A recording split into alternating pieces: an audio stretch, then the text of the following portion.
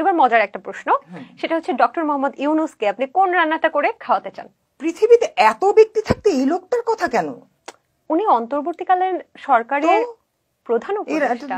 তো মানুষের পছন্দ অপছন্দ থাকতে পারে না? আপনি রান্না করে ওনাকে কেন খাওয়াবো? আপনি রান্না করে বাংলাদেশের একজন প্রধান উপদেষ্টার জন্য রান্না করে খাওয়াতে চান।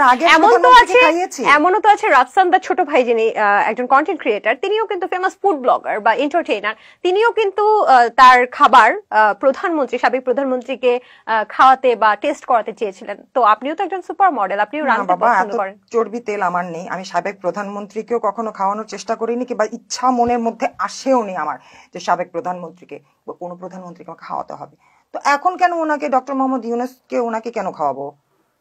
আর উনি কি এত শান্তির ঝাড় গাছ বুনে দিয়েছেন বাংলাদেশে, এর জন্য খুশিতে আমি ওনাকে খাওয়াতে যাব?